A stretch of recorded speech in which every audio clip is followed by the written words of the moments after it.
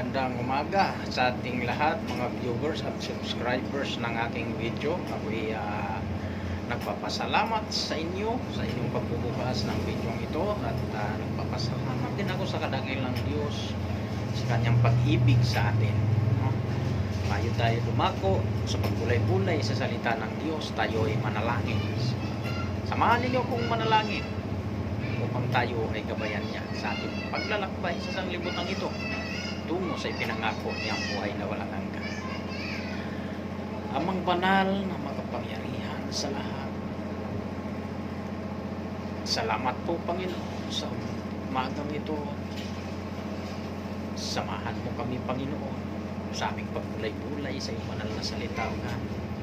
Tulungan mo ito Panginoon upang ito'y may tanim sa aming mga puso at isipan, upang ito'y maging kalakasan ng ating pananampalataya tungo sa iyo Diyos.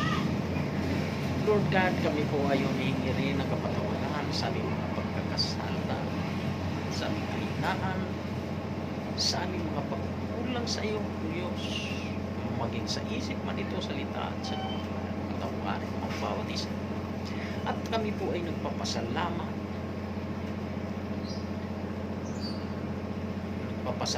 sa buhay na ito na ipinagkaloob mo sa amin, kalakasan, kalusugan, at higit sa lahat sa iyong banal na salita. Ama, humihingi,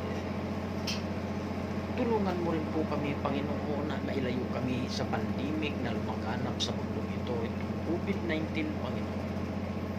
Ilayo mo kami, mga subscribers at sa mga viewers God. Ilayo mo kami sa mga mas sa elementong ito, sa pandemic na ito. Tulungan mo kami Panginoon, wala kami magagawa kung wala ka sa buhay namin Diyos. Ama, salamat po. Ito po'y sinasamo at dinadalangin namin sa iyo Ama, sa pamamagitan ng aming mahal na Panginoon Kristo na siyang aming dakilang tagapagligtas. Amen. Purihin ang Diyos sa umagang ito. Tayo ay dadako na sa ating tatalakayin, viewer, subscriber ng video ito. Ako ay nagpapasalamat sa Diyos sa inyong pag-subscribe at sa inyong pag-viewers ng aking mga video. Ako ay nagpapasalamat ng lubos Panginoon. Nawa ang Diyos at kapayapaan ay sumagana sa buhay ninyo. Ang ating tatalakayin na sinasabi sa Biblia, saan ba pupunta ang tao pag namatay na? Ibig sabihin, nagtatanong, saan ba pupunta ang tao pag namatay na ito? Basahin natin sa Biblia. Sabi sa unang Tesalonica 4:1, sa kanyang mga sulat ni Apostol Pablo, sa katapos-tapusan nga mga kapatid, ipinamamanhikan at inaaralan sa Panginoong Hesus na ayon sa tinanggap ninyo sa amin na kung paano kayo dapat magsilakad at magbigay lugod sa Diyos na gaya ng inyong paglakad upang kayo'y magsipanagana ng higit at higit. So, kailangan. Bakit sinabi niya at magsipanagana at higit at higit? Di ba? Bakit? Basahin natin ang Santiago. Sabi ni Santiago, kayo nga hindi nakaalam kung ano ang mangyari sa inyo bukas. Sabi ni Santiago. 4:14 ng Santiago. Sabi niya, kayo nga hindi nakaalam ng mangyayari bukas. Ano ang iyong buhay? Kayo nga ay isang singaw na sa sandaling panahon ay lumilitaw at pagtakay napapawi. Ang pagkaliwanag, Kaya nga sabi niya, Apostol Pablo sa Tesalonica, kayo magsipanagana, higit at higit. Sabi niya, panagana. Kasi wala nga nakakaalam kung anong mangyari sa atin bukas. Ngayon, malakas pa tayo. Bukas pala, wala na tayo sa mundong ito. Napakaliwanag ang sinabi ng Biblia. So, kailangan natin magkaroon ng preparasyon sa buhay natin. Kasi tayo ay katulad lamang daw ng isang singaw, sabi ni sa Apostol Santiago. Ano ba itong singaw? Kung sino man nakakaalam, siguro naman halos lahat ng Pilipino ay alam kung ano itong singaw. Lalo na, katulad ito ng mga kabuti, na nasa kabundukan, sa mga puno ng saging.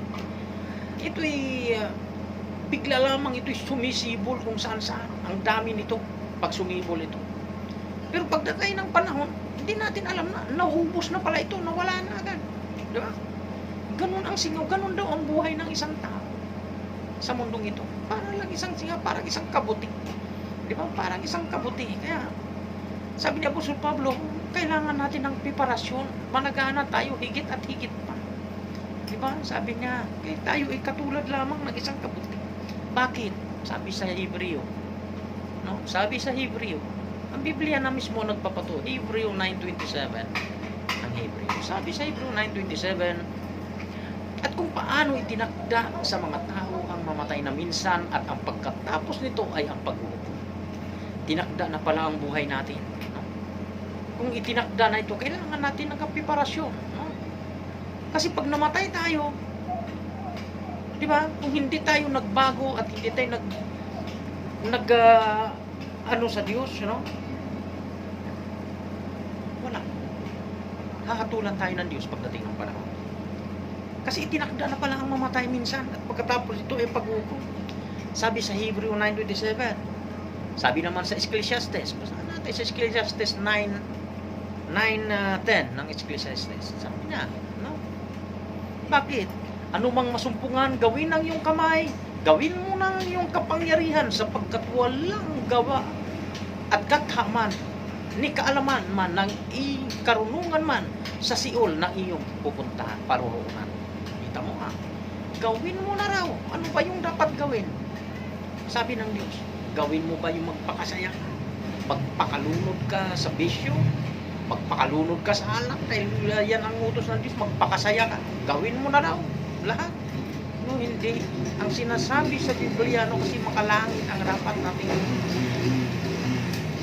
Kasi ang langit natin, ang espiritu natin, ito yung mula sa Diyos. Babalik rin ito sa Diyos. Kaya anong sabi sa Biblia? Gawin mo na. Lahat. Ano yung gawin? Gawin mo na ang ikararangal sa Diyos. No? Gawin mo na habang may buhay ka. Magbago ka na sa iyong sarili. Pagbuhin mo na lahat, alisin mo na lahat yung mga bisyo na yan. Alisin mo na lahat yan. Di ba? Para pag namatay ka, ikahatulan ng Diyos. Di ba? Sabi sa Ecclesiastes 12:7, no? Malaman natin kung saan talaga pupunta ang tao. Sa Ecclesiastes, sabi dito, 12:7 ng Ecclesiastes. Yan. At ang alabok ay uuwi sa lupa, gaya ng una, at ang diwa ay babalik sa Diyos nagbigay sa Kanya. Napakaliwanag. Ang katawan ito babalik lang sa lupa, pero ang kaluluwa natin babalik sa harapan ng Diyos. Yun pala ang hatulan, yung kaluluwa, hindi yung katawan physical. Kaya sa mga nagiginig ngayon, no, hindi ang katawan physical ang hatulan, kundi yung kaluluwa natin. Pagdating ng panahon, hatulan pala ito ng Diyos. Diba? Pag nahatulan ito ng Diyos, diba? Kaya habang tayo may buhay pa at kalakasan, ano, kailangan ipaglingkod na natin ito sa Diyos, no? Kailangan na tayo magkaroon ng pagbabago sa ating sarili. Kaya sabi sa Juan 28, huwag ninyong ipanggilalas ito sapagkat dumarating ang oras na ang lahat ng nasa libingan ay mga karinig ng kanyang tinig. At magsilabas ang mga nagsigawa ng mabuti sa pagkabuhay na magmuli, sa buhay. At ang mga nagsigawa ng masama ay sa pagkabuhay na magmuli, sa paghatol. Napakaliwanag. Pag namatay ka, ang mabuti sa pagkabuhay na magmuli, sa buhay na walang hanggan. Ang masama, mabubuhay siya pero doon siya sa paghatol ng Diyos. Di ba? Napakaliwanag. Napakaliwanag ang sinabi sa Biblia. Sa paghatol. Tapos ano sabi sa gawa, no? Gawa 17:31. Gawa 17:31, no? Sabi sa Gawa 17:31, sapagkat siya'y nagtakda ng isang araw ng kanyang paghukom sa sanglibutang ayon sa katuwiran sa pamamagitan ng lalaking kanyang itinalaga, na ito'y pinatunayan niya sa lahat ng mga tao nang siya'y buhayin niya na magmuli sa mga patay. Sino yan? Si Kristo yan. Ang ating Panginoong Hesukristo yan, na itinilaga. niya para sa isang paghatol. No? Para hindi mahatulan tayo. Di ba napakabuti pa rin ng Diyos? Tinuro pa rin niya tayo ng Diyos. Sabi niya, sa gawa pa rin, 17:30, akyat lang natin sa 30. Ang mga panahon ng kahangalan ay pinalagpas na nga ng Diyos. Tatapot ngayon. Walang sinabi bukas. Ngayon. Di ba? Ngayon, sabi niya. Ipinag-utos niya sa mga tao na magsisi silang lahat sa lahat ng dako. Magsisi tayong lahat sa lahat ng dako. Napakaliwanag. Ano bang pagsisisi? Yung bagang pupunta ako ng simbahan, luluhod ako mula sa pintuan hanggang doon sa altar. Luluhod ako, maglalakad akong magluhod para magsisi. Hindi. Kahit mapudpud man ang tuhod mo sa kalalakad yan papuntang sa altar ng simbahan, kung hindi mo baguhin ang sarili mo, walang useless ang pagpupunta mo na sa simbahan at humingi mo ng pagtawad sa Panginoon. Ang pagbabago na mula sa iyong sarili, yung layuan mo yung mga masasamang ugali, masamang pag-iisip, yung pagmamataas sa sarili, yung pagkakampi-kampi, yung may galit at puot sa iyong puso, yun ang tunay na pagsisisi. Alisin mo yan sa puso mo yan. Yan ang tunay na pagsisisi. Di ba? Ang iba naman sabi, magpabautismo ka para magsisi. Hindi, kahit ilublob ka man sa tubig, pumuti ka man dyan sa kagabautismo. Pag hindi mo baguhin ang sarili mo, hindi mo iwaksi ang kasamaan sa puso mo at isipan, hindi ka maging bago sa harapan ng Diyos. Hindi ka niya patatawarin. Diba? Diba? Kailangan ang pagbabago, hindi nagmula sa asawa mo, hindi nagmula sa pastor, o hindi nagmula sa mga anak mo, kundi magmula sa iyong sariling pasya. Yun ang tunay na pagbabago. Yun ang dapat nating gawin sa kapanahonang ito. Dahil ang panahon malapit na. Malapit na ang panahon. Kaya nga, ano sabi sa Roma? No? Sabi sa Roma 13:11-12, no? Sabi sa Roma 11:12, sabi niya, sabi niya, at ito yamang nakikilala ang panahon na ngayon, kapanahunan. Ngayon kapanahunan. Hindi na yung kapanahunan noon, ngayon na kapanahunan. Nang pagsigising kayo sa pagkakatulog, sapagkat ngayon ay malapit na. Nasa atin ang kaligtasan kaysa ng una tayong nanampalataya. Sabi sa Lucy, ang gabi ay totoong malalim na at ang araw ay malapit na. Iwaksi nga natin ang mga gawa ng kadiliman at ating isakbat ang mga sandata ng kaliwanagan. Napakaliwanag ang sabi sa Biblia. Diba? Ngayon daw malapit na ang kaligtasan kaysa nung una. Sabi na, at ang gabi ay totoong malalim na at ang araw. Sabi na, ang gabi ay malalim na. Ano ba itong gabi na malalim na, no? Ito kasi maraming hindi nakaunawa dito sa salitang ito. Itong gabi na tinatawag ng gabi, hindi yung gabi ng ating pagtulog, ano? Hindi yung gabi na tayo nakatulog, nagigising ng umaga, hindi itong gabi. Ang gabi na tinutukoy sa Biblia, ang gabi ito yung malalim na. Ang kasamaan ng tao, madilim na ang kasamaan ng tao sa mundong ito. Yan ang sabi sa Biblia, ang gabi totoong malalim na, ibig sabihin napakalalim na at nagpalala ang kasamaan ng tao sa mundong ito. Sabi na, at ang araw malapit na. Ibig sabihin, araw si Kristo, malapit na. Diba? Malapit na. Sabi na, ate, sakbat ka natin ang mga sandata ng kaliwanagan. Ano ba yung sandata ng kaliwanagan? Alisin natin yung karumihan na sa puso natin, sa buhay na kabalot sa buhay natin. Huwag na natin sundin yung layaw ng laman. Nasabi nga natin, ay magpakasaya na ako sa mundong ito. Kasi pag namatay ako, wala nang kasayahan doon. Diba? Useless ang espiritu mo sa harapan ng Diyos. Sa halip na ang Diyos ay matuwa sa iyo pagdating ng panahon, hindi na matuwa sa iyo. Kaya habang buhay ka pa, kailangan mong gumawa ng kabutihan tungo sa Panginoon. Alisin mo yung galit, alisin mo yung kasamaan, alisin mo yung bisyo mo, alisin mo lahat ng karumihan sa paglakad mo, lalo na sa panahon ito. Alisin mo lahat yan. Yan ang tunay na pagbabago. Yan ang sabi ng Biblia. Ang mga panahon ng kahangalan pinalagpas na ng Diyos, ngunit ipinag-utos na magsisi kayong lahat. Hindi yung pagsisi na pupunta ka sa simbahan at hihingi ka ng tawad. Hindi yan tunay na pagsisisi.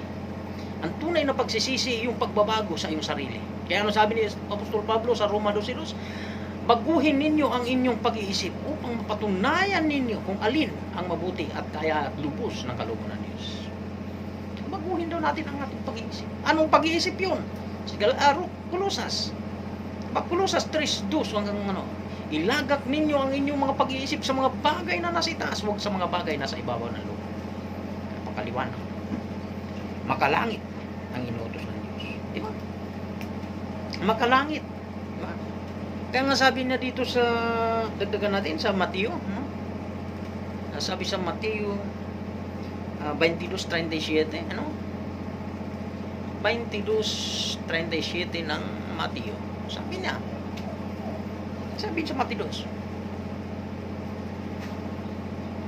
At sinabi sa kanya, ibigin mo ang Panginoon mong Diyos ng buong puso mo at ng buong mong kaluluwa at ng buong mong pag-iisip. Paano mo maibig ang Diyos? Ng buong puso mo at ng buong mong kaluluwa. Kung may galit ka pa sa kapwa, di ba?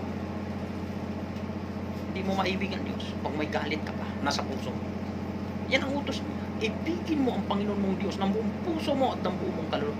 Kung wala kang pag-ibig sa Diyos, magagawa mo lahat ng bisyo. Tanungin kita sa umagang ito, ang Diyos mo ba ay umiinom ng alak? Ang Diyos mo ba naninigarilyo? Bakit ka sumunod dyan sa mga bisyong yan? Di ba? Ang Diyos ay pag-ibig. Walang kapintasan ang Diyos. Dapat ikaw rin at ako wala rin kapintasan sa kanyang harapan pagdating ng panahon. Diba? Napakaliwanag. Kaya nga sabi sabi na, ibigin mo ang Panginoon mong Diyos ng buong puso mo at ng buong mong kaluluwa. Paano mo maibig ang Diyos? Ito. Basahin natin ang Juan 8:51.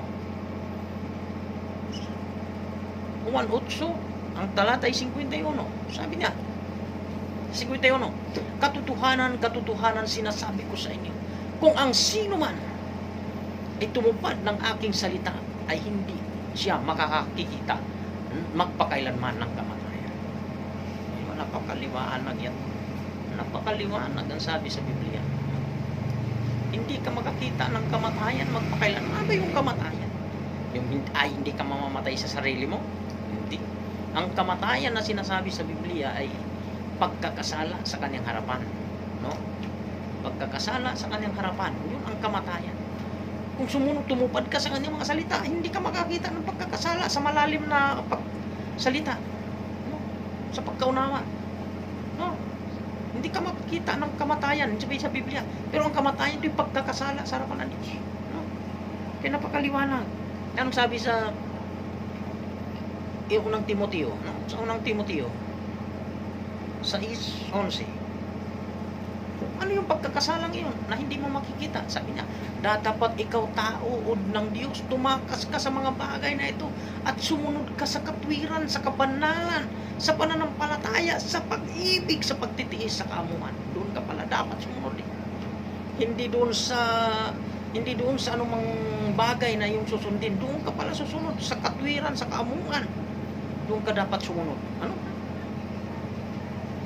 Ano pa? Sabi sa unang Tesalonika 4,